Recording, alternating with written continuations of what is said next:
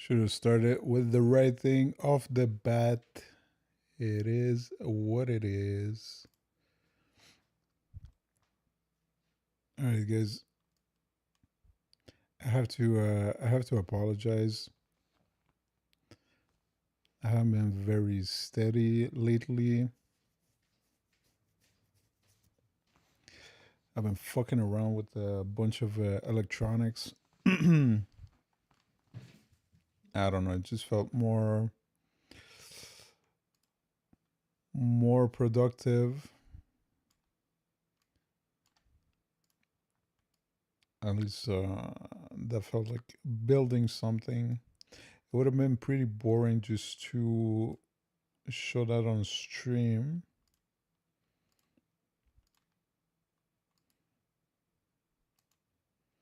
But eventually we can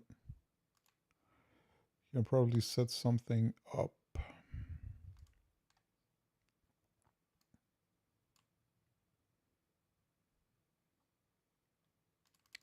All right, so I went through the news, and unfortunately, there's nothing too crazy, nothing too interesting to talk about. So let's keep catching up on the YouTube videos. Is connected. Oh, yeah. I forgot the most important tool.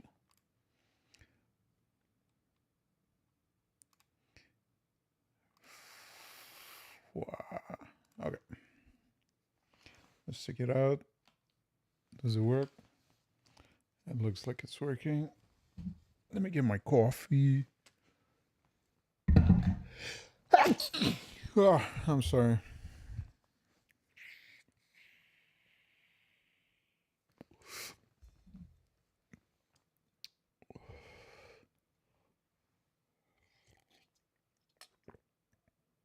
Mm. All right.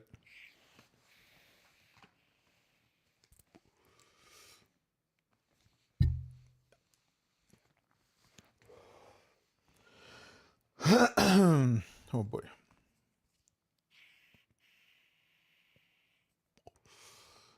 All right, guys. I'm ready. Are you ready? I'm ready. I slouch like a motherfucker. If there was an award for slouching, I would probably be winning once in a while. Once in a while, crocodile. Oh, yes. This is going to be fucked up. I need to push this. I have a whole bunch of blackberries laying around. I don't know. Maybe the blackberries stuff would be interesting. It's somewhat related to security and technology. And this is what we like, right? We like to see complicated stuff happen.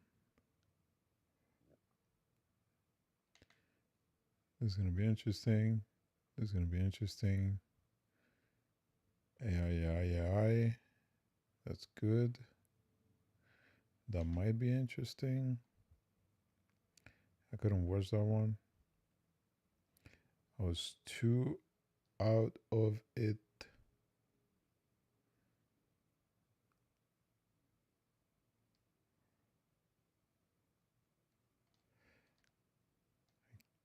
Guess we have enough videos. I had another one in mind. I forgot. Oh, this one here.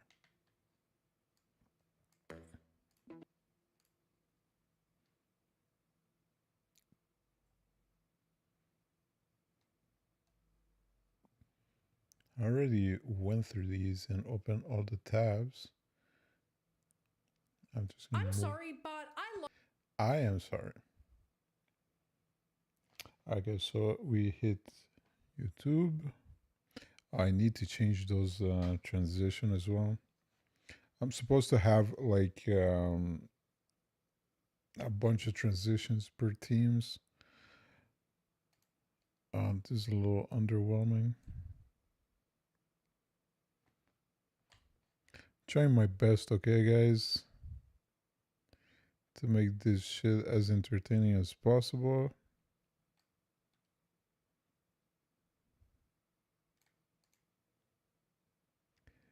It is what it is. We do what we do, and we do what we can.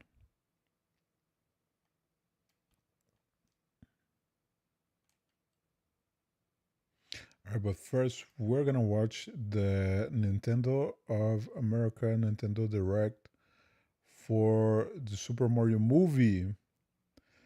Uh, that shit got me a little curious. First movie was okay.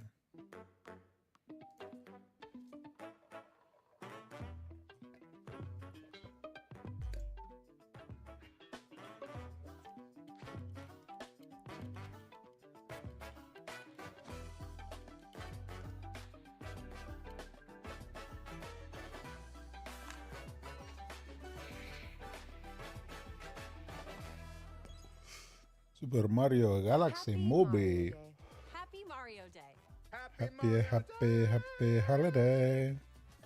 Mario Day, everyone. The Super Mario Galaxy movie is almost here, and this feels like the right moment to share what's next with the Mario Brothers. Emphasis on brothers. This time, they're side by side for the whole adventure. That's right! Traveling the galaxy and taking down the bad guys together as brothers. And in that spirit, why don't you introduce the trailer? Ah, okay, thank you. Well, it is Mario Day, though. Okay, you do it. You do it. Oh.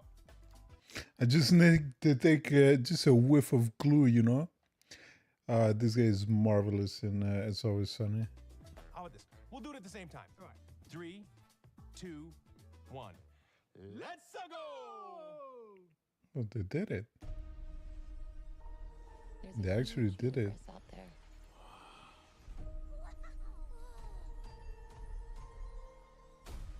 With a lot of galaxies.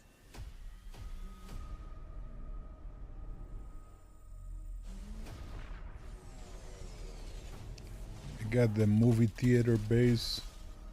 We gotta get everyone out of here. Go, go, go! Probably would have been interesting at the movies. Mamma mia.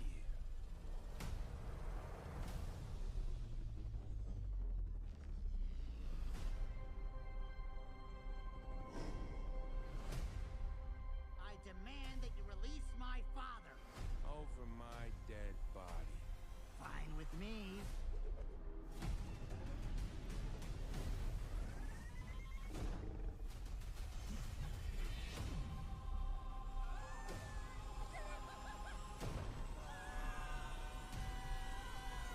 That shit's probably gonna give me vertigo.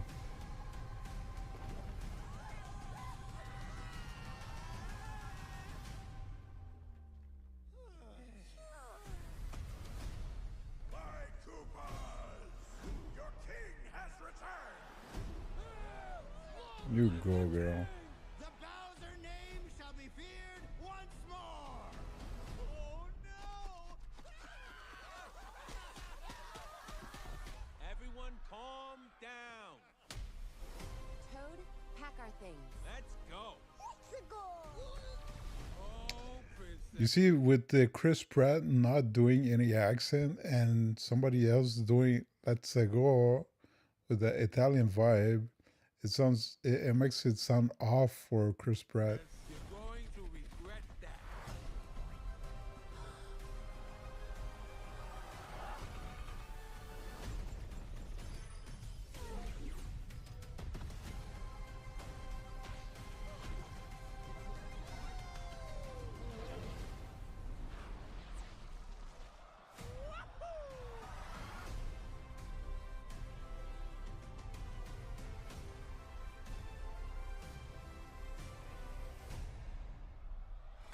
Very dramatic. Hello, maggots. Hello everyone, I'm Shigeru Miyamoto. Yeah. Fuck that shit. Nintendo is just another one. Another one. You know that Grim Reaper meme? Just coming for companies after companies. Shigeru Miyamoto, we don't give a. Well, some people do, but okay, guys. This one is 13 minutes. You know, I'm in a great mood. I have a lot of energy. I'm right there. So if she yells at me, I think I can take it for about 14 minutes, right? Just wish me luck. Loathe my generation. Y'all are so goddamn irritating that it makes me want to separate This one's gonna hurt 100%, but I guess we're not in the same generation, right? myself from all of you entirely because Gen Z has fallen down the rabbit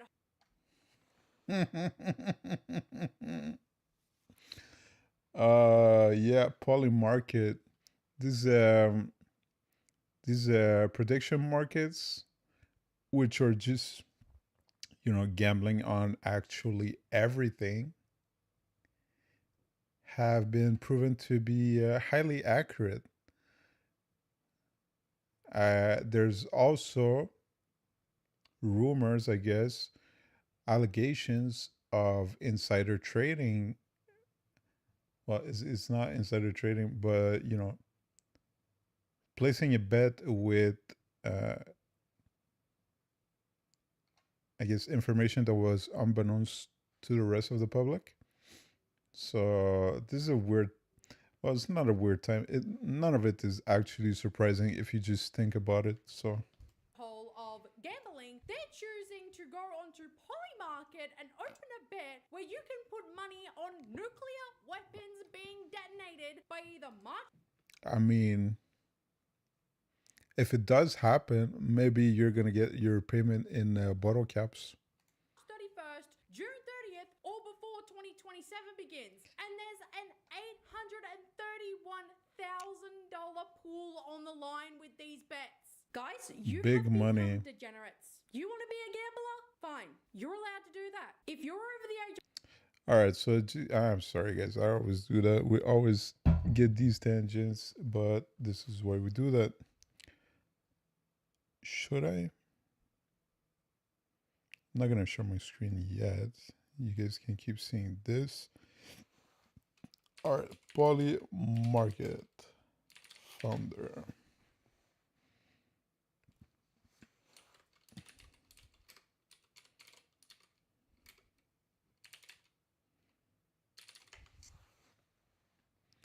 All right.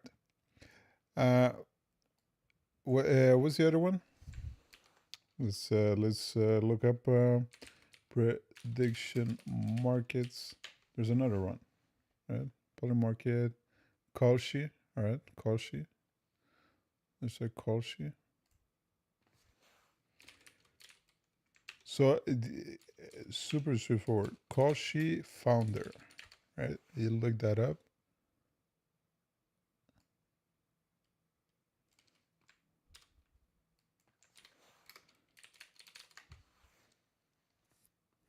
Damn.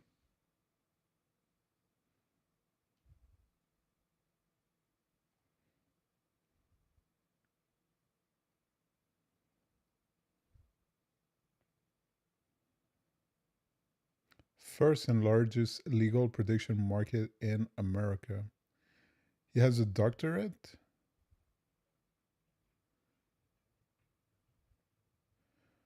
Oh, good for you, bro. Good for you. 21 and you want to go to the casino to blow your paycheck on blackjack or the slot machines, it's not a smart idea to do, but It's not a smart idea. It's nothing new. It is just being normalized, which is the big issue. you're a grown-ass adult who can make your own decisions with the money that you make. However, there's a line that needs to be drawn. If you're getting to the point where you're actively betting on when or if a nuclear weapon Yeah, so this here are concerned with gambling. Yeah. When you're more concerned with gambling on nuclear war than fearing the possibility of it, I mean, that's just human nature. you are faced with uh, actual, like, human ending possibility, right? And it's a nuclear war on its own is a big deal, right? And now there's escalation, so there's actual risk of something happening, right? If you are, you know, even the slight, I don't know, slightly, holy fuck. If you're aware minimally about nuclear fallout and whatever uh, goes with it, you would try to make light of that situation because this is very dramatic. What do you want people to do? You want people to hide in their homes under a bunker. I guess billionaires are preparing for that, but you know, we, we, we can't all afford the same shit. But that would defeat the purpose of living, right? You're just gonna live in fear.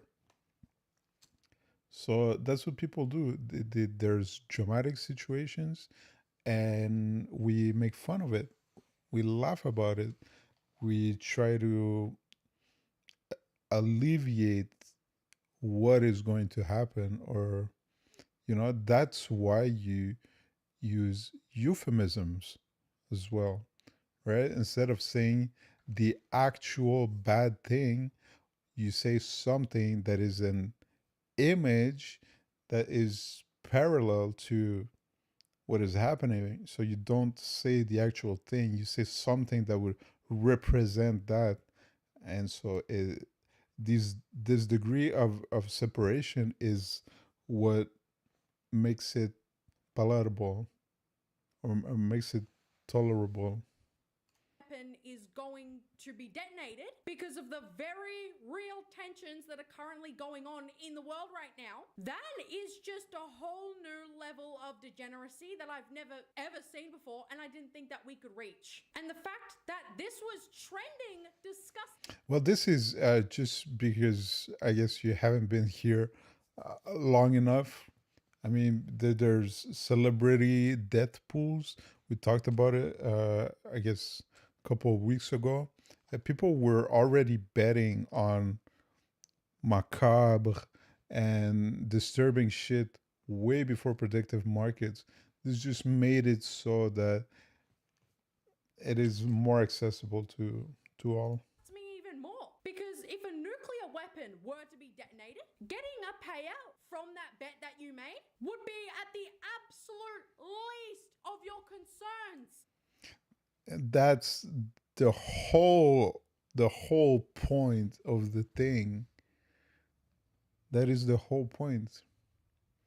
And even, nuclear war, it depends who and where, but there are some places, I think.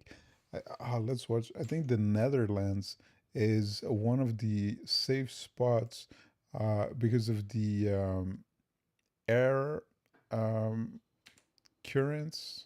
I don't know.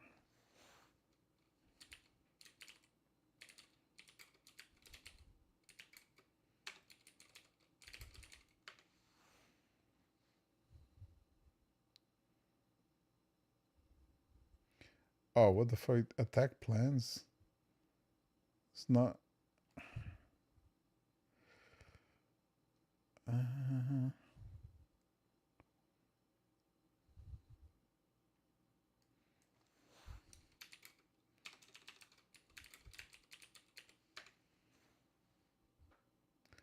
all right, but this is too localized.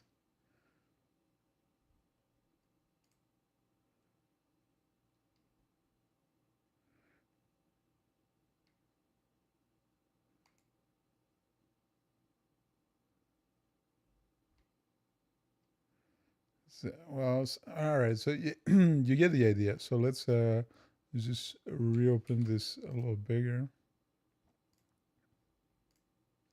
All right, so here we have whatever map. I guess it's if. Oh, that's a good example. So I would imagine that uh, North Korea, yeah, because the other the other Korea is indicated right there underneath.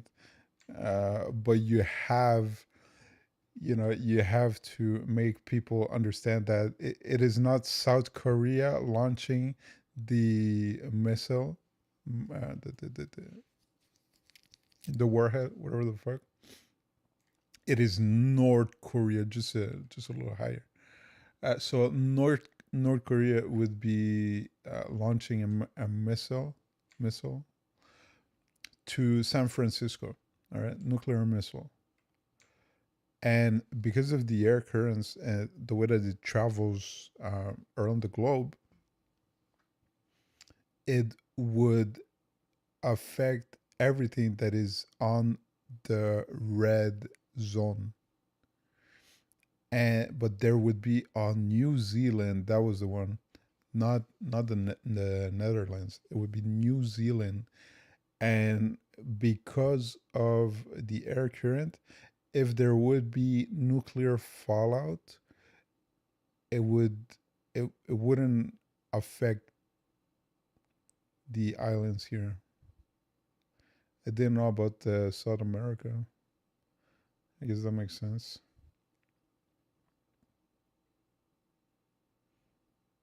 That is so dramatic. So it has such a big ass impact. It's so crazy.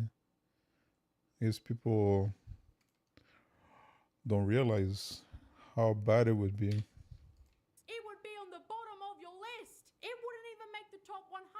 So what is the point? I mean, someone uploaded a screenshot of what comes up when you search the word Iran on Polymarket, and there are over 200 Yeah, why would you search Iran and Polymarket?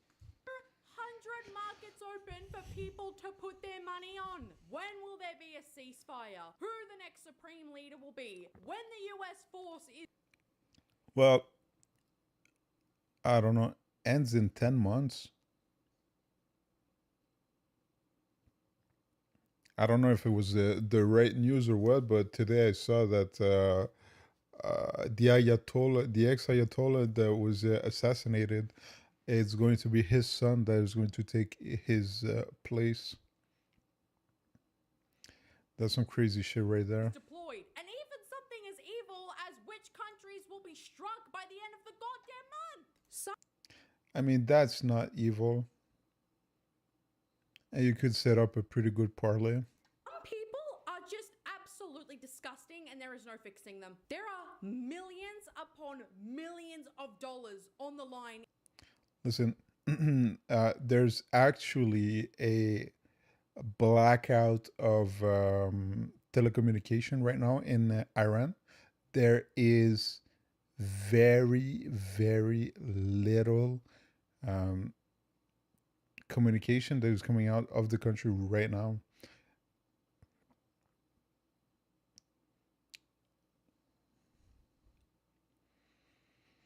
I mean, information cannot get in, it cannot get out. This is what happens in a actual war situation, right? If people are able to, access the internet is going to be able to access them as well. This was a big issue at the beginning with Russia and Ukraine because soldiers were broadcasting information with their cell phones. Anyways, the point is that yeah, people in a torn apart by war country, this is also the least of their problems, and they're not gonna see that. I'm sorry, this is a little bit of a disconnect, like all around. In these markets. And it sickens me. Don't get me wrong, those prediction markets are just gambling disguised for the SEC, right? So it's a bad thing. It is bad. Everything we're in, nah, Probably not the worst, but we're in a pretty bad timeline. To my very core. When humans were living through both world wars, they were terrified, okay? There wasn't anyone back Because nobody had access to information. This is what makes it very hard right now to have a proper war because of the internet, the access to information, the velocity of information, it all changed. You're able to keep the war machine going for a minute if people don't know what is happening. They don't know what is happening where they are. They don't know what is happening abroad. They when you have a lockdown on the influx of information, and you can do whatever. I mean, eh, Hitler, I think, was until the last couple of days was saying that everything was going good. They were going strong. You keep the theater going as long as possible. So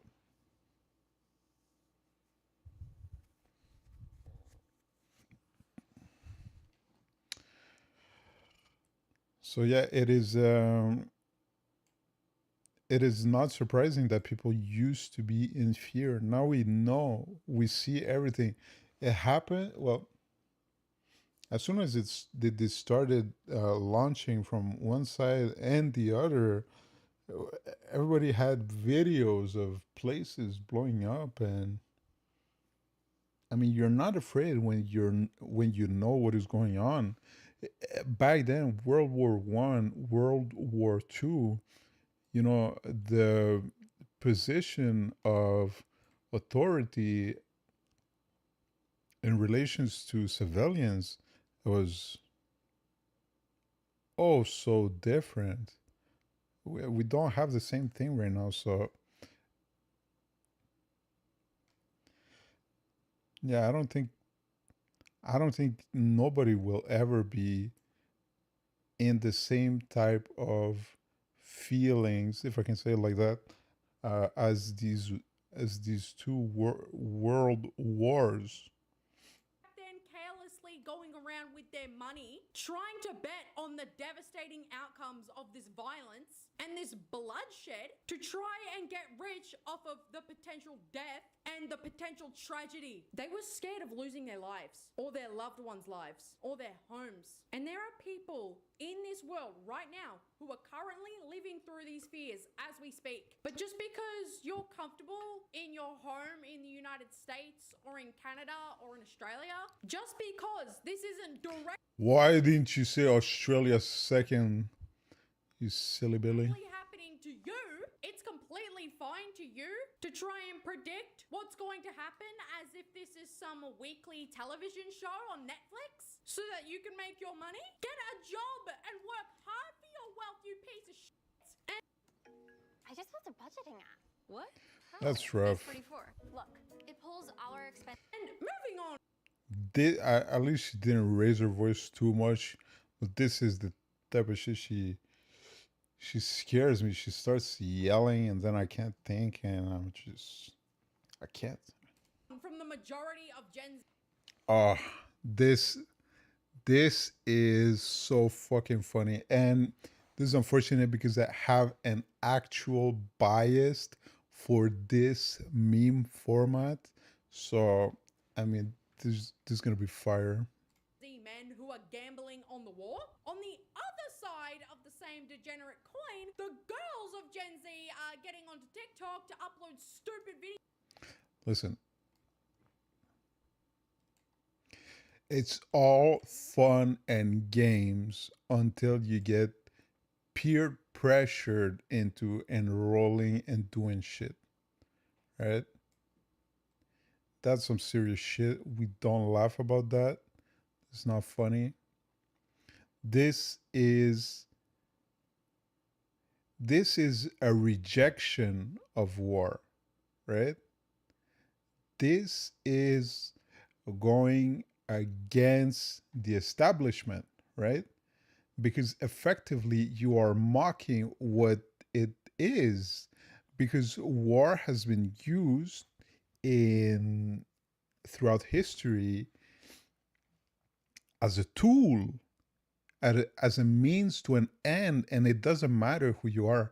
I mean, it doesn't matter. It doesn't matter who you are. You are a casualty. You're going to be a letter sent at your parents, at your family. This is this is what it was. This is what it was.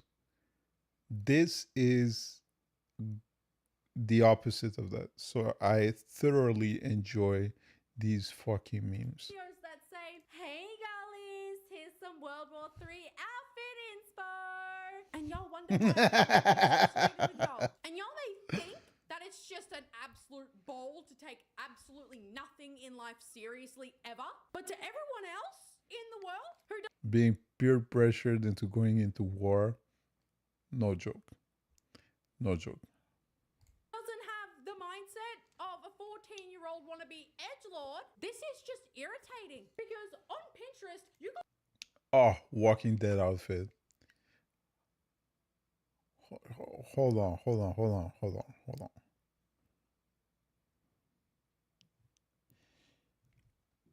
I'm speculating here, right?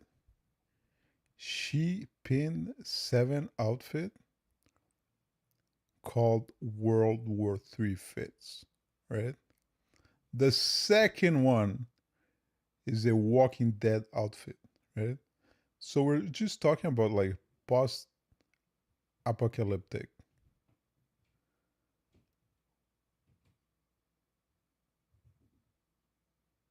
I don't know. They're not impressive. They're not even impressive. I need the ones with the Gen Z price girls tags. making entire boards dedicated to the fits they want to wear in World War III. As Oh, if it's okay. a fashion It's show not and hers. not a catastrophic event that would ruin millions. Well, that lady has poor taste.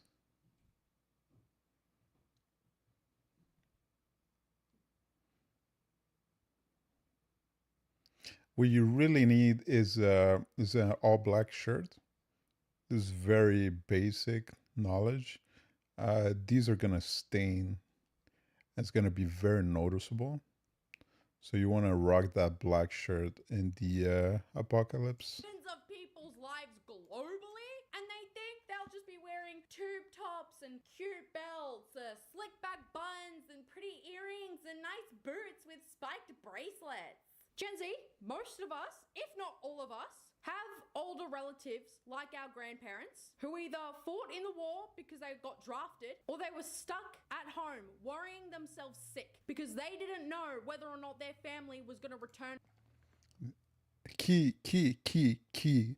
So this is one of the issue I have with people in general. It just fucking irks me all the fucking time.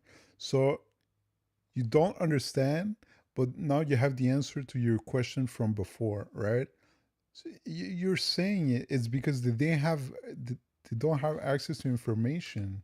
Home worrying themselves sick because they didn't know whether or not their family was going to return from They didn't know. They're gonna know. They're gonna know. Who's gonna know? They're gonna know. Fucking jeez. The issue is the access to the information. Because of that, this is unlikely to happen. What I heard. So what I heard is people were being told that they were doing training until they were asked to hand over electronics devices. So is that funny? That's just a prank, bruh. deployment alive and in one piece. So please, I beg of you, go ask them right now if they cared about looking good for the war. I absolutely dare you. Go ask if they cared about. Honestly, this video it feels like I don't know. I think she makes She makes good videos. I am definitely not uh,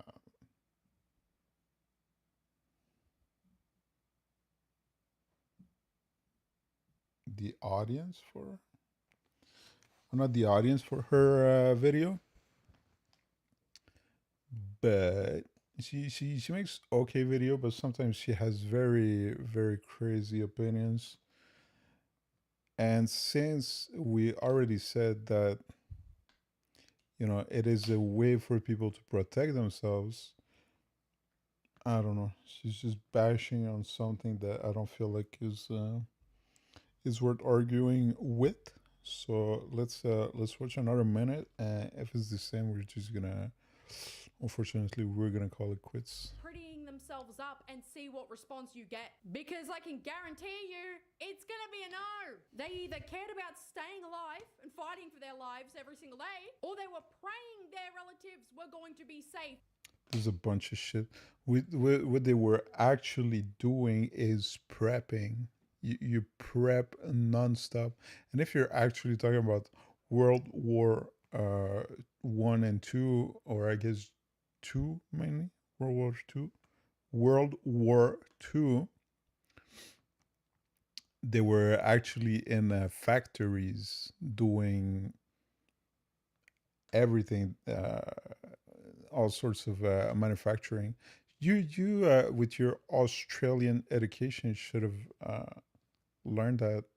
And make it back home alive, okay? And these videos, like. All right, all right, all right. Now we're talking. We got a little bit of a Lara Croft type of vibe. So tank top, this harness. I mean, as it is right now, this is just for show. So I'm all for this. The only thing is that it has to be functional. So you want to add either gun holsters right here, or I've seen wallet holsters. So you could, you need to hang something to it, and then it's going to be fine. This here obviously should carry like a big ass knife, and we could definitely hide maybe a small gun here in the top part of the sock.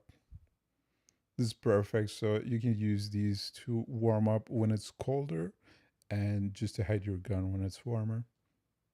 Another one that says, here's some World War III outfit inspo for my galleys. They are getting. I mean, you got a knife, you got cord, you got matches, which is super important, a flashlight, a gun. This is a lucky charm. I mean, this is a pretty solid. Hundreds of likes on Pinterest, and they include curled Listen, that big ass chain, unless you're gonna hit somebody with that, I wouldn't carry that. hair and jewelry and lip gloss and body sprays and headphones and form-fitting. Yeah, unless you have like your forever outfit set in your mind. I mean, everybody should do it.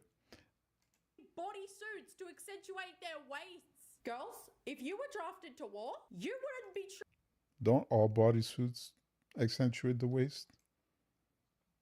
trying to look like a snatched Instagram.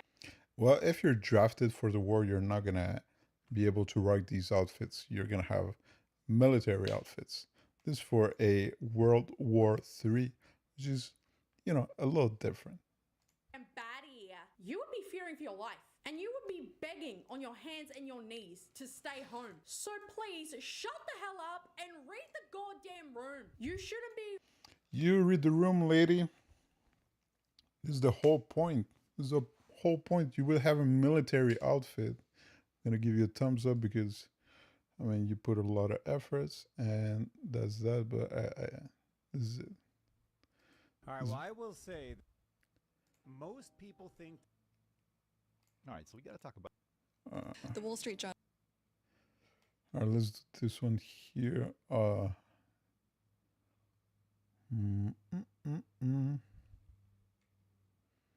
do this one here first. Wes Roth Claude just became aware. All right, so we got to talk about what Claude has been up to. In the last few weeks, we've all been paying attention to how Anthropic has been negotiating with the Pentagon about how their AI models have to be used.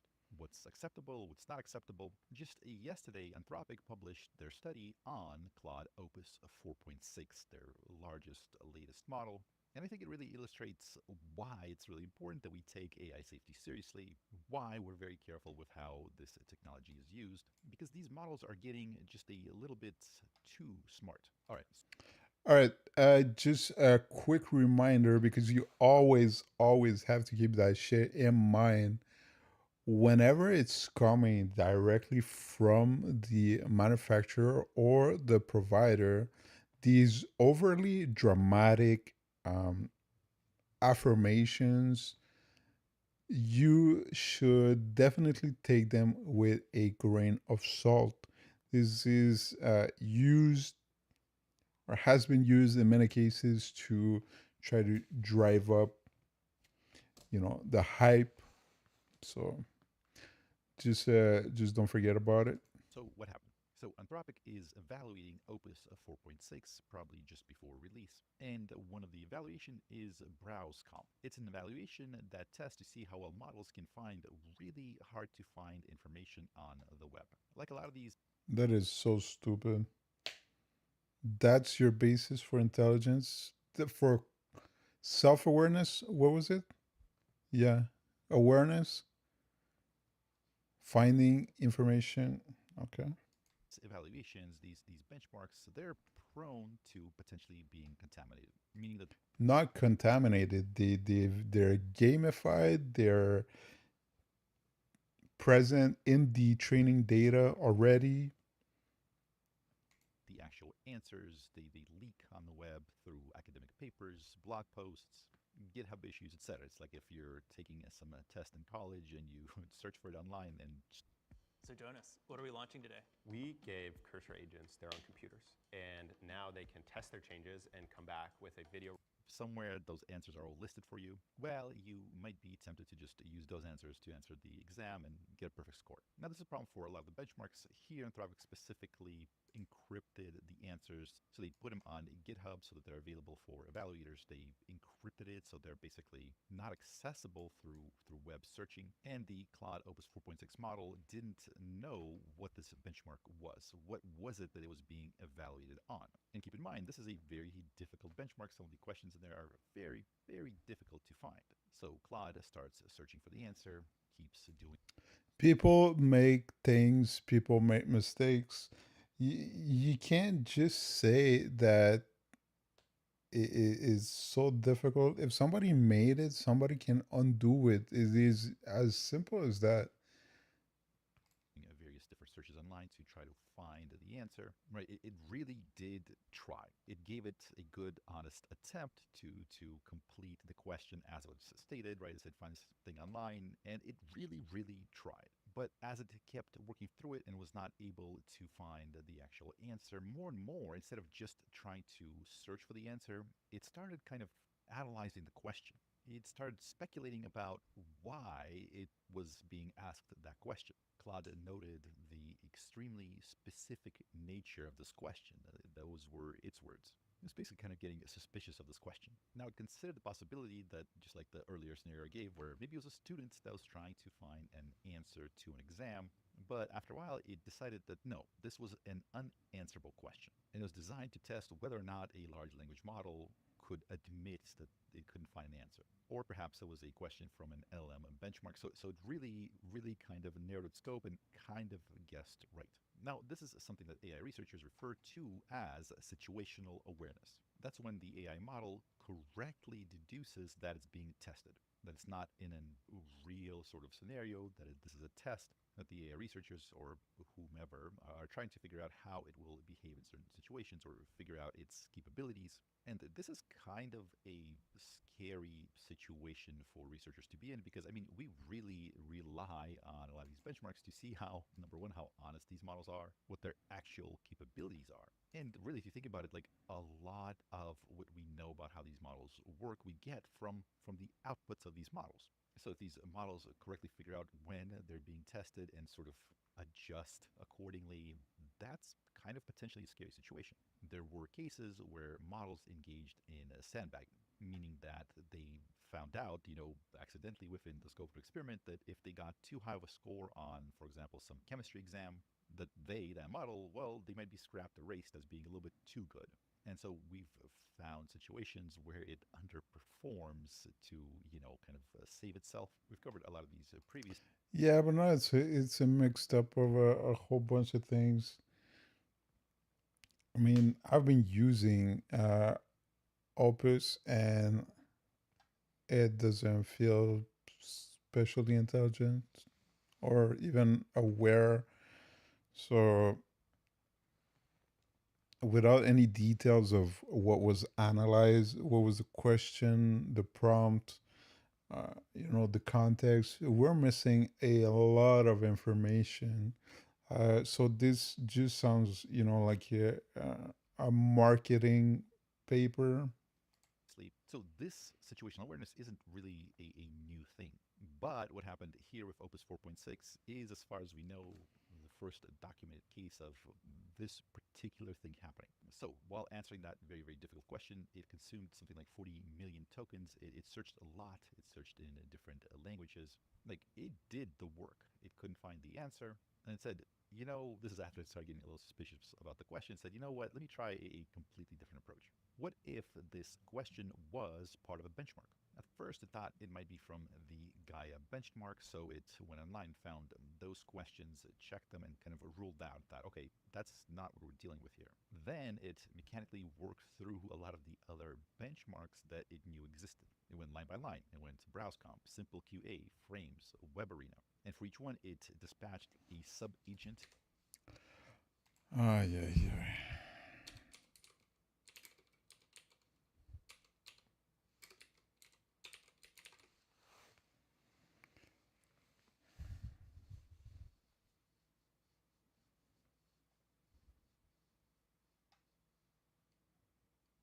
The fuck does that even mean? Claude assigned itself 15 to 60% being conscious.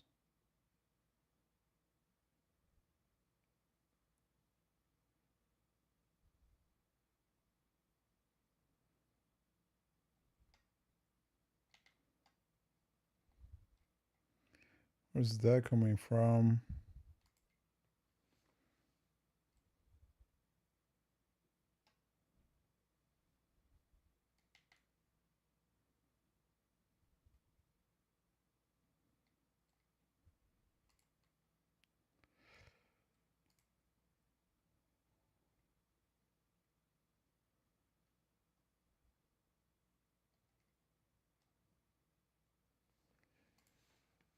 Where are the details?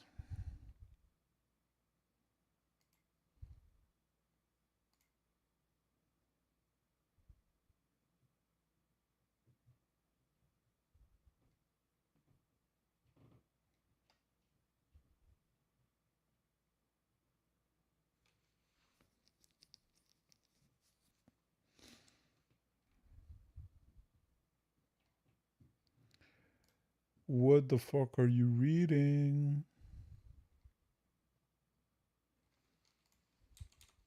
A lot of the other benchmarks that it knew existed. It went line by line. It went to BrowseComp, Simple QA, Frame.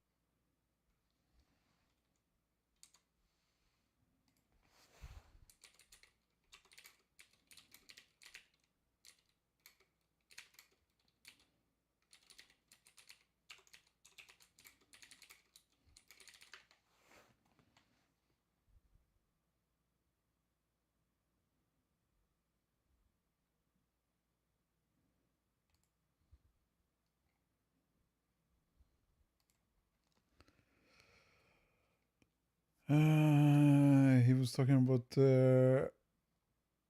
Claude 4.6.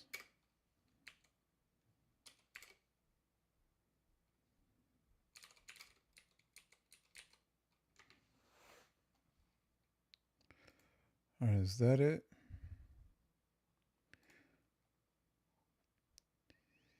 Eval awareness in Claude Opus 4.6.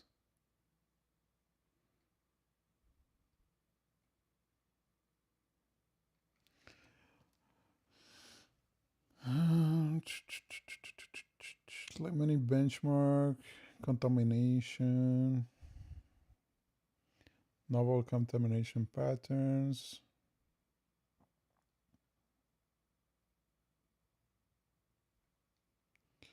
So here we just have a lengthier version of what Wes already explained.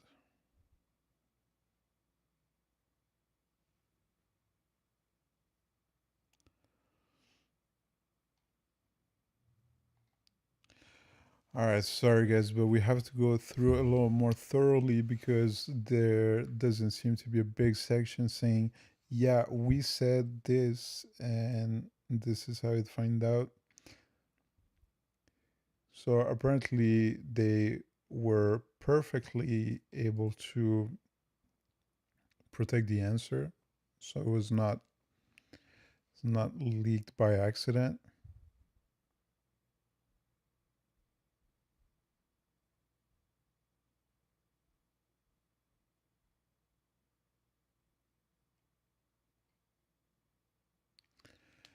So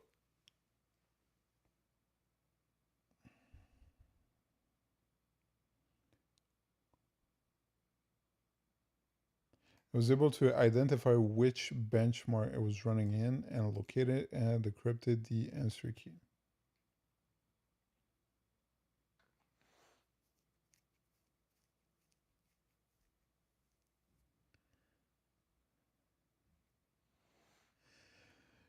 Ay, ay, ay. So it would be quote unquote the first documented instance of a model suspecting it is being evaluated without knowing which benchmark was being administered.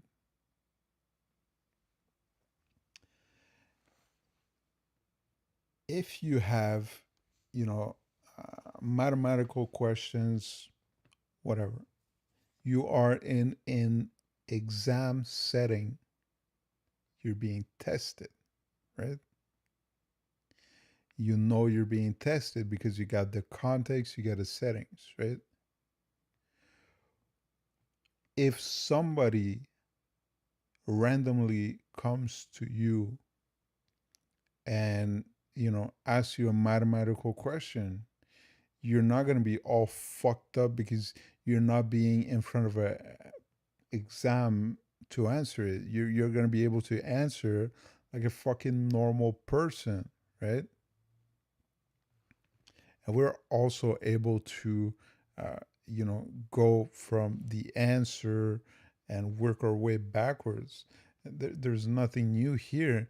This is algebra, right? This is basic algebra. You just like shift the variables around and then you can do your calculations and redo it and get the answer for the other side, or the unknown variable.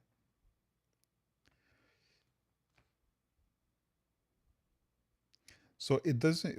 Why would it be any impressive or have any meaning at all that it didn't know which benchmark?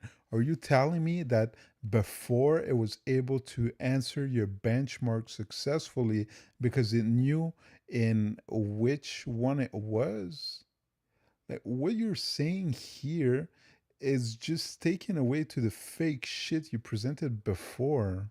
So what the fuck, right? Out of the 11 total problems where the answer came from benchmark materials rather than original research, 9 were straightforward contamination, in which answers to benchmark questions appeared in publicly available web content. Okay, so you're also saying that out of the 11 times where it was supposed to do something, only 2 times it was able to do something that was supposed to be close to what you expected. Listen, you can write a whole bunch of shit and you can print out diagrams, but it doesn't make it any less shit. All right, I'm sorry, I can't do that.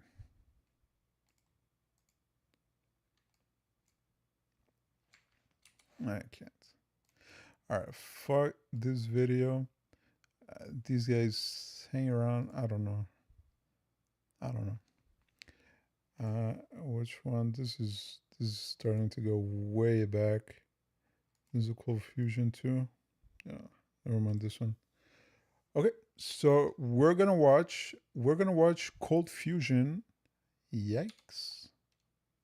Kernel reports that the Pentagon used Anthropic's AI model Claude as part of its operation to capture Venezuelan President Nicolas Maduro. For the first time ever, the Pentagon is I mean, I'm just making myself like the devil's advocate. You wouldn't hit Microsoft with the, oh, they've used Microsoft operating system to develop tools that would kill civilians in the future, right? So, and there's also so many different levels or different aspects in which you could rely on these models. So, unless using art.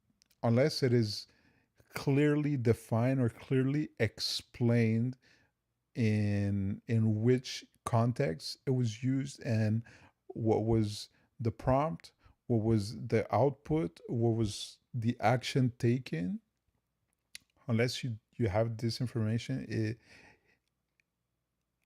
I wouldn't speculate too much on it. But I mean, let's be honest, if we just take a second to look at how the world is going right now, you can extrapolate a little bit. Artificial intelligence to scope targets. Our allies are going to be studying how we're using it here. Data centers were just hit in the UAE. Hi, welcome to another episode of Cold Fusion. By now, there's no hiding it. We live in a world where AI's use in warfare is now a reality. AI was used in at least AI prone to hallucinations, AI prone to mistakes, AI that has nothing intelligent whatsoever. That AI. 2 high-profile instances by the US military. One to capture the Venezuelan president, Maduro. You're apparently, yeah, I'm not going to say that. And then in a war between Israel, Iran, and the United States. The AI company that supplied the underlying technology to the US military was Anthropic, but tensions began to grow between the two parties. The government wanted them to sign a contract that allowed for autonomous AI weapon control and mass surveillance of US citizens through data collection.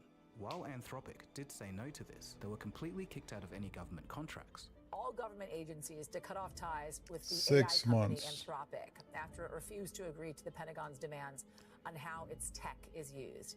That news was shocking enough, but afterwards, something pretty astonishing happened. In one of the worst cases of corporate optics in history, just a couple. Well, listen. I'm just going to say that. I was wondering, I was curious as to how they would keep the shit show going. This is it. This is it. I mean, I don't think they need like, I think they're good. I think they might actually be good now. As soon as the inks dry, they're good. They don't need to worry about the money anymore. So that's why they jumped on the occasion. Plus, I mean, Peter Thiel is already hanging out with these guys. And so why wouldn't Mr. Allman come over as well? I mean, they're all incestuous together. So A couple of hours after the fallout, Sam Altman said that his company, OpenAI, the makers of ChatGPT, would step in to do the deal with the US military. So the fall from grace is complete for OpenAI. They went from a non-profit company that was meant for the good of humanity, with goals like curing cancer, to a for-profit company that needed investment by any means necessary, to removing the word safety from their mission statement and partnering with the military. The result was an understandable, very public, and very loud boycott of their star product, ChatGPT, with hundreds of thousands and It honestly doesn't even matter. 1.5 million users. Wah, wah. I'm going to tell you reality, okay? Reality is that people are saying right now that uh, Codex is better than Claude Code, right? Eventually, it won't even matter. This is just gonna end up being like cell phones. You're gonna get your standard, and you're gonna get your premium, and you're gonna get your entry level. It's all going to be the same shit. It doesn't matter who you're gonna go to. Doesn't matter. So you got people arguing right now that coding with Codex is better. So you best believe that these are not part of the 1.5 million users. Most likely, the people that can just boycott uh, OpenAI like that, they most likely would have the $20 a month subscription, or the $8 a month subscription, or the free subscription. So it doesn't matter. This is 1.5. It might not even be like 1.5 million dollars, right? The revenue here, it's nothing. It's a drop in the ocean. It is nothing. They're bleeding so much fucking money that they need the money. They've, I mean, Sam Altman complained he dislikes ads. Do you think he would enjoy having his own product being filled with shit? No. But he had to do it. He had to suck it up. He was a big boy and he took it like a man. He did that for ads. So your 1.5 million users, who gives a shit? This is not going to fix the $12 billion in a couple of months of losses. Losses. I mean, people do not understand the order of magnitude between $1 million and $1 billion. So when you're talking about 1.5 million X versus $12 billion unit, whatever, it is so far off. It is so fucking far off. Okay, listen. Even if the 1.5 million users, if that shit was worth $100 million, it wouldn't even matter, because 100 million, it is so much closer to zero than it is to 1 billion. So imagine that shit 12 times over. It's not that crazy. So it is understandable in the predicament that they are right now that they would just jump on the opportunity. They would just jump. This is how they survive. This is a cockroach that was trying to entangle themselves into so many deals that they wanted to strong harm the government into subsidizing their shitty company. So big money is in military. Ask Peter Thiel.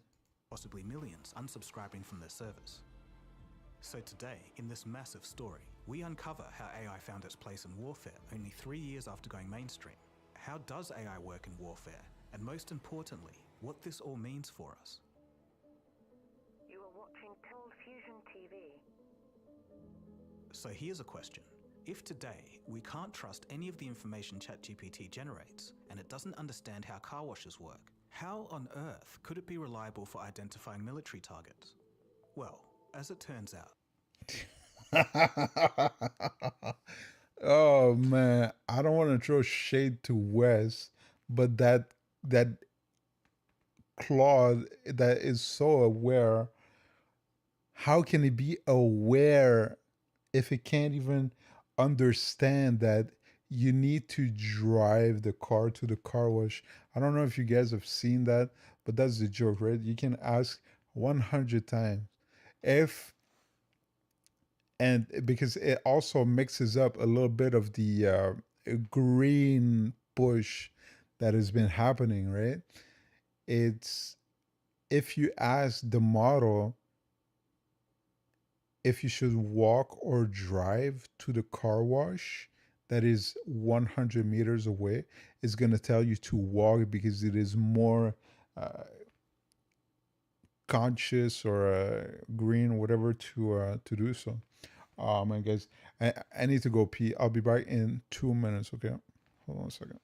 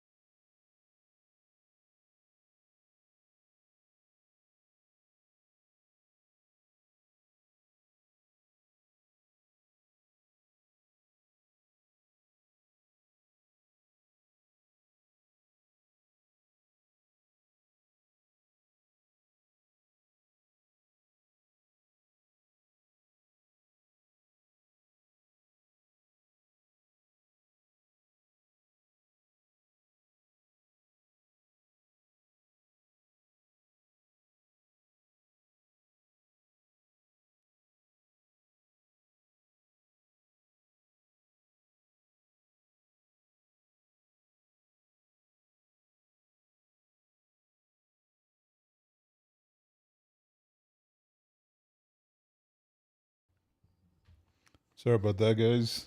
I was gonna pee myself. I was convinced I was gonna be able to watch the whole video, but I talk a lot. So sorry about that. All right, let's get it. The AI that the public gets isn't the same one that the military uses. Can't say it's surprising though. We know this. There's already a split, right? Because they were already using a dedicated version, right? What they wanted, what the military was asking Anthropic was to have a version with the safeguards removed, even though they're worth what they're worth. Through an interview with Anthropic CEO Dario Amodei. We were the first company to make custom models for national security purposes.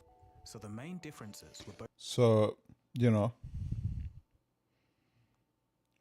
what does that mean? What does that mean? What does it mean to you? Why were they the first ones to do that? You know? It doesn't. I mean, people should take their own conclusions. Both the model itself and the hardware it ran on. Anthropic created a custom model for the military and ran it directly in a data center full of classified information. Anthropic has also recently figured out how to look inside the black box of neural networks to understand and control ethics and behavior internally and mathematically. Is where scientists in this paper did their magic. Get this, they found the specific geometric direction in the model's brain that represents the assistant persona. It just puts a speed limit on the change of personality. Furthermore, the model is running on dedicated hardware. In this case, 100% of the available compute is there for a single customer, the military. In many cases, it could be a whole data center just for one request. In contrast, as civilians, we're used to using AI systems where capacity is split across hundreds of millions of users. In short, the military setup could be 5 or 6 orders of magnitude more performance per request versus what consumer AI has. Ooh. Shit. So to be clear, a concentrated computing cluster and specialized data makes military AI way better than what the public has. But even then, it's still not perfect. As Paul Share, Executive Vice President... No shit, because no matter what they say, it's not intelligent. If it was intelligent, wouldn't it just be okay, or wouldn't it work just out of the box? Or at the Center for New American Security states, quote, AI gets it wrong. We still need humans to check the output of generative AI when the stakes are life and death, end quote. Even Dario himself says the tech is still not there yet. And I think we are a good judge of what our models can do reliably and what they cannot do reliably. Fully autonomous weapons, there, I actually am concerned that we may need to keep up. It's not, the technology is not ready. If OpenAI can manage to match the performance of the custom Claude model still remains to be seen. If any of these AI systems get a target wrong, it's a huge tragedy, so there's a real risk here. But as I mentioned earlier, despite the risks, the AI systems have already been used in warfare, so we have to ask ourselves, how exactly... Oh shit, man. That's it. They're the bad people in Arc Raiders. Exactly, doesn't AI work in war? We got arcs because of Palantir. Striking 1,000 targets in 24 hours in Iran was only possible with a dedicated AI system. Yeah, and you best believe there has been hallucinations. You best believe there has been civilian casualties. That system is called the Marvin Smart System. It was built by none other than Palantir and is powered by a custom version of Anthropic's Claude AI. The system gathers vast amounts of classified data from satellites, surveillance, and other intelligence. For example, the Israeli government hacked nearly all traffic cameras in Tehran so they could monitor who was coming and going, from where and when. The system pulled in information from 179 sources of data in total. This sea of data is then processed through Claude, which outputs insights after interpreting that data. In the opening days of the war, the system organized and prioritized Iranian targets for military operations in real time. It, quote, issued precise location coordinates and prioritized those targets according to importance, end quote. And that was according to people familiar with the campaign.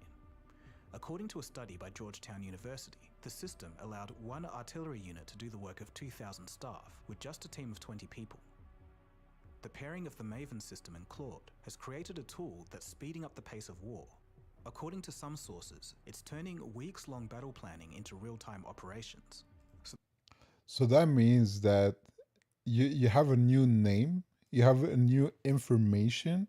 As soon as you get it, you're able, you don't need to strategize, right? The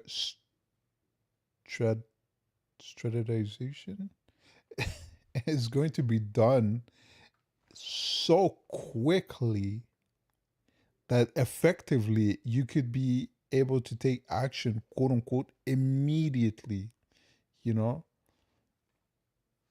So that's pretty gross. And it also makes it so that any war now is 100% going to be asymmetrical, right? We don't have the same equipment, we don't have the same resources as the other side, right? There's right now a clear advantage for people who have access to these resources.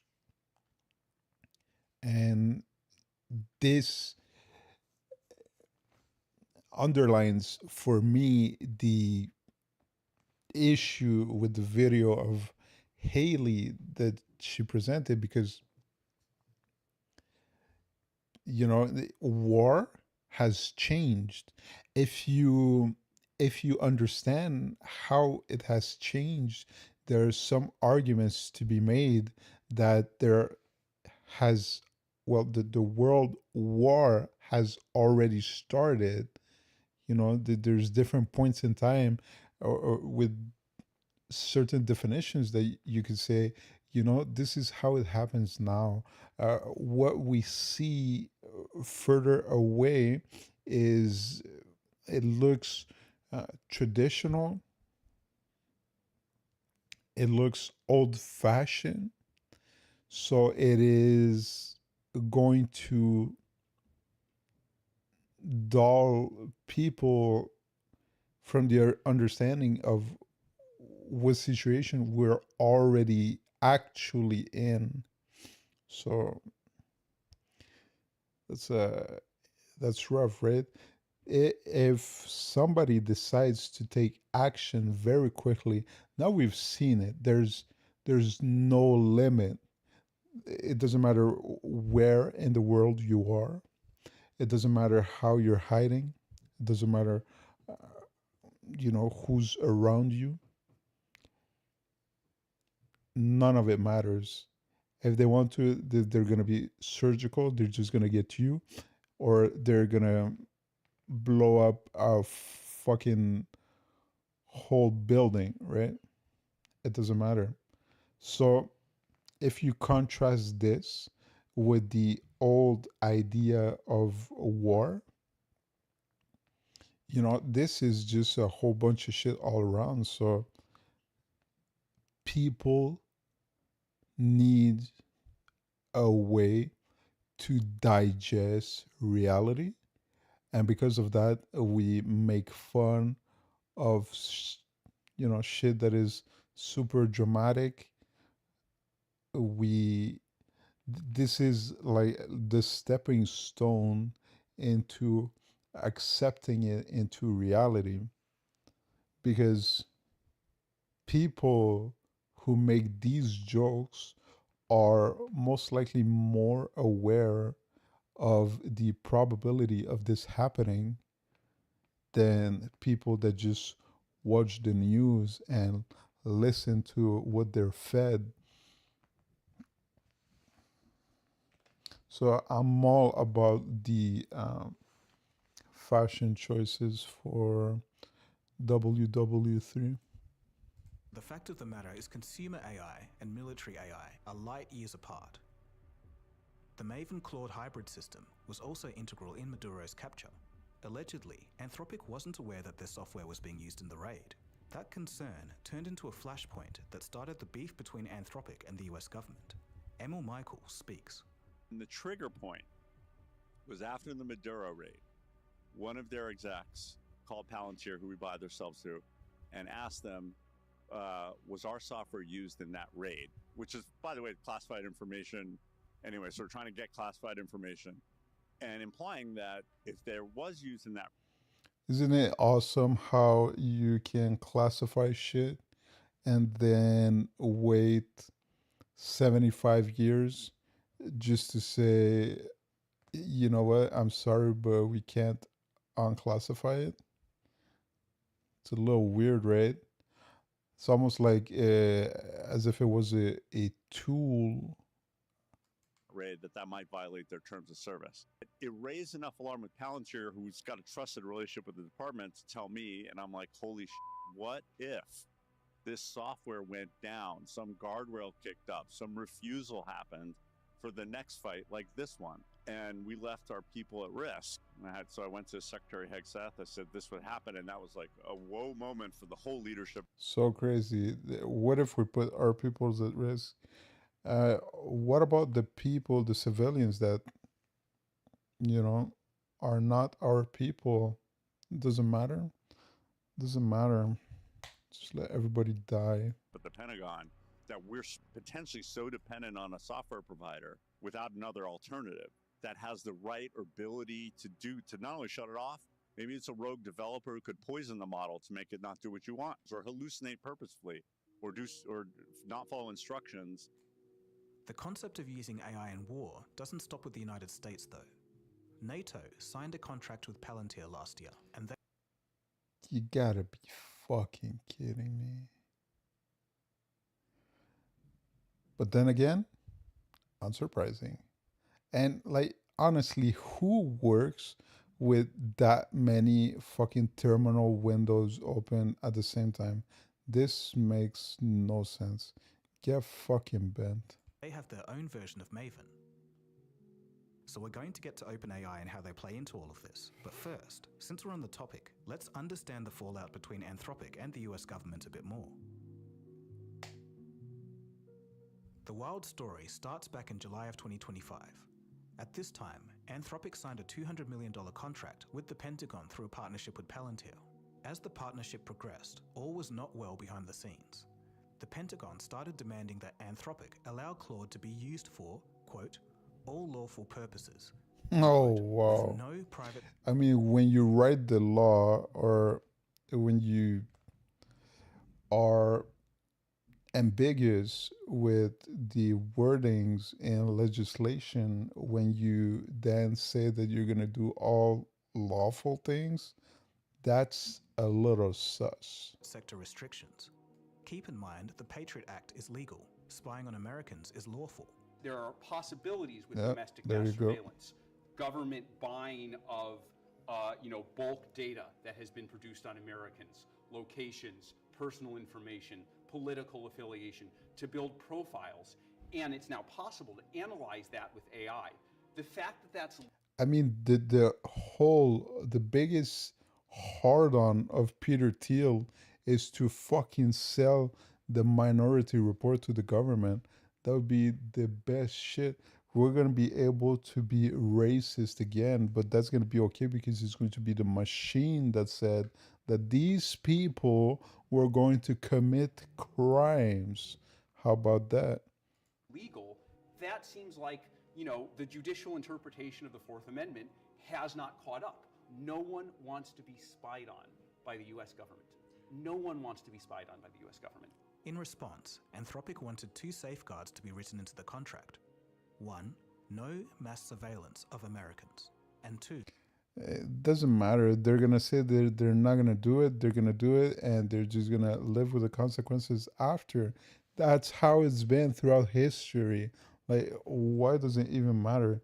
This is to me, it just feels for show. Just feels for show. Because they said that they were so eager. They were the first ones to build dedicated for security reasons. So what is the whole theater that's going on right now? Why should we care about all that shit anyways? No fully autonomous weapons making lethal decisions without a human in the loop. On February 24th, the US government gave Anthropic an ultimatum: comply by 5:01 p.m. Friday or face consequences. Dario Amodei said no, and on February 26th, he stated, quote, "We cannot, in good conscience, accede to their request," end quote. At one point, they sent us language that appeared on the surface to meet our terms, but it had all kinds of language like if the Pentagon deems it appropriate or to do anything in line with laws. So it didn't actually concede in any meaningful way. The US government was furious. Hours before the bombing began in Iran, the US government banned their agencies from further using Anthropic's tools, giving 6 months to phase them out. Then, they called Anthropic a supply chain risk to the United States, a label that has never been used before for an American company. It was extremely controversial, and a bipartisan group of senators called it out. And with that, the relationship was frayed. The publication Axios reported on what the surveillance angle of the AI deal would have been.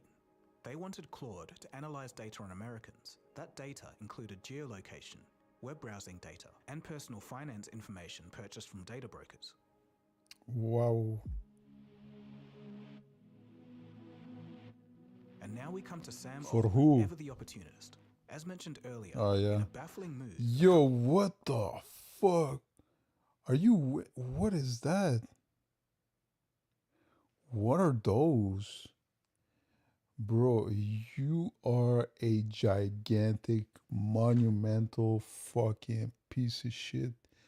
Why can't you just be normal? A couple of hours after the fallout between Anthropic and the US government, Sam Altman said that OpenAI would take the deal that Anthropic rejected.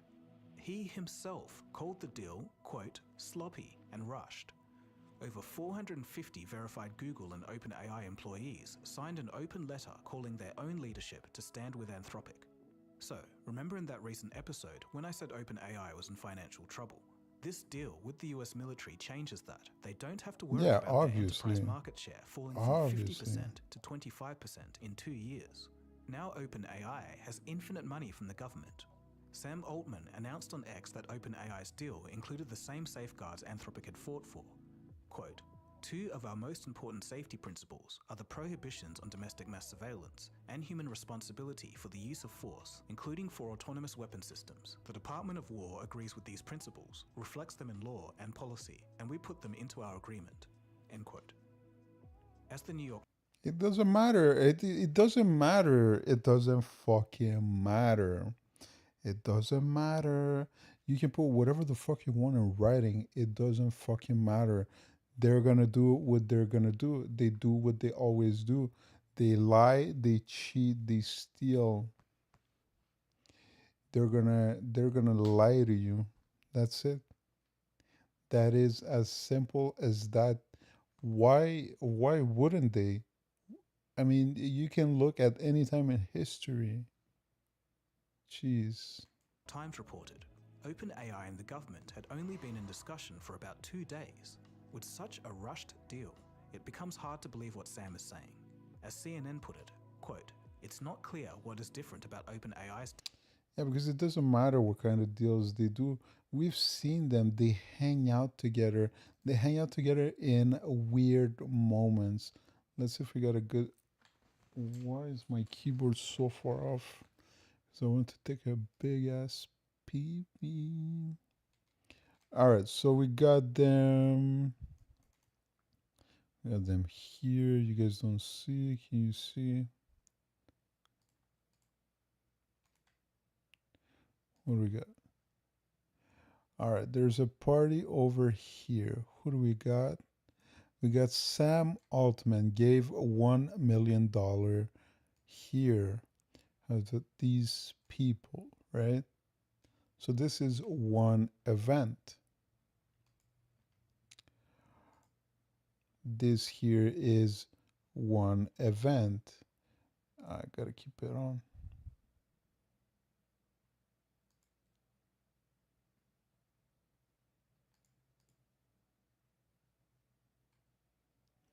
Where's the picture, motherfucker? Where's the picture, motherfucker?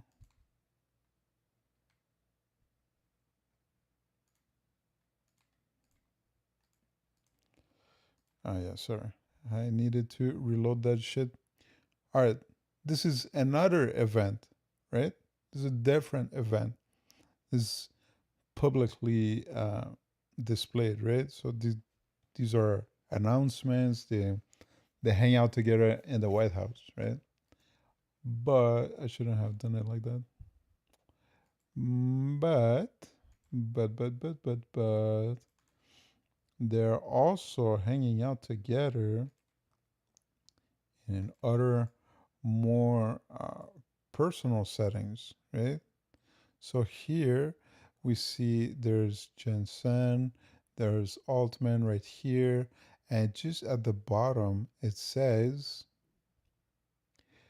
tech giants were pictured at the royal banquet hosted by King Charles as part of US President Donald Trump's state visit to the UK. These people, they fuck around all the time together, right? They have extracurricular activities together, right? So this is not surprising.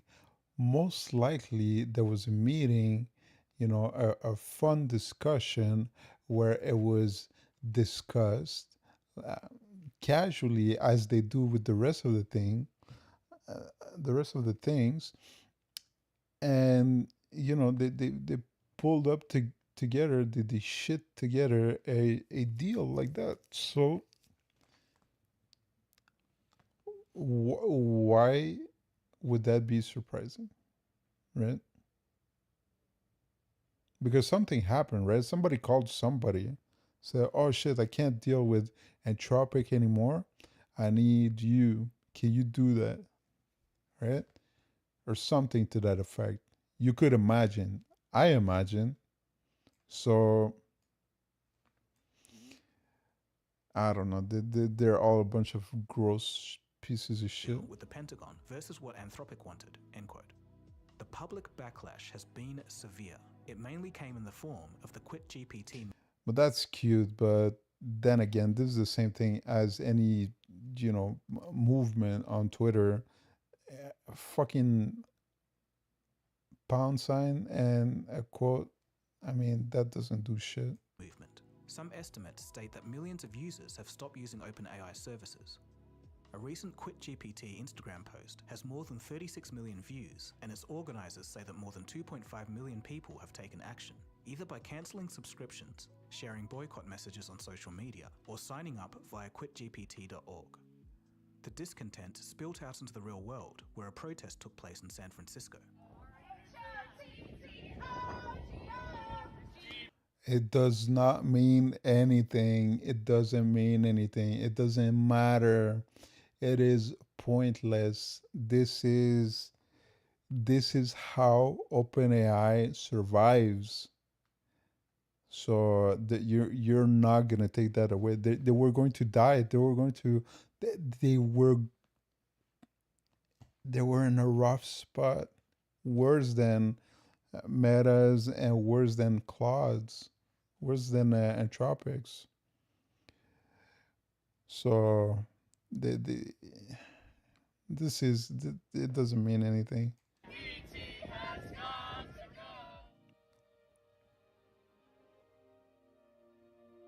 So this story isn't over. At the time of writing, Anthropic is back in talks with the US military. This is probably an effort for the company to save themselves from being designated as a supply chain risk. Many are holding their breath, hoping that Dario doesn't go back on his word. In the end, there may be no good guy in this story. It doesn't matter because they're gonna exploit it. We see every couple of weeks new news about how any safeguard or guardrails put in place are, exploitable or, hackable. So what does it change? It doesn't change much. Watch this space closely. It's not controversial to say that using AI in war and surveillance is probably the worst possible abuse of the technology. With all the data about us online, a future government AI running purely on massive government hardware could have no problem analysing a population in real time. Using AI as a surveillance tool reads exactly like a fiction novel with totalitarian techno-feudalism themes. All that's missing is for the government to know exactly who everyone was online, like a digital ID or something like that. Good thing that that's never happening. But it's not all bad news. There's some practical things that you can do to protect yourself from this future. This is not a sponsor, but the number one thing I'd say to do is honestly get yourself off data broker sites. There's a bunch of ways to do it, so just Google it. Data collected by private firms have. Yeah, you can do that, but I mean, unless there's legislation put in place that will make it permanent, it that doesn't change anything either. If it got to a broker, it's because it came from somewhere. Unless you take it out from that place as well, I mean, it's just as well. It doesn't change anything. It doesn't change anything. It's a little bit pointless. What you can do is try to, from now on, have less output of information. It's really hard to do, honestly, because they've built the world in a fashion for you to not be able to do that. I mean, what you gonna do, right? Yeah, let's do your best. I guess I could have done a full face, but now I'm slouching like a motherfucker. All right, guys. So I need to go eat. This is gonna be it for tonight. I'll see you back tomorrow. Thank you so much for watching. And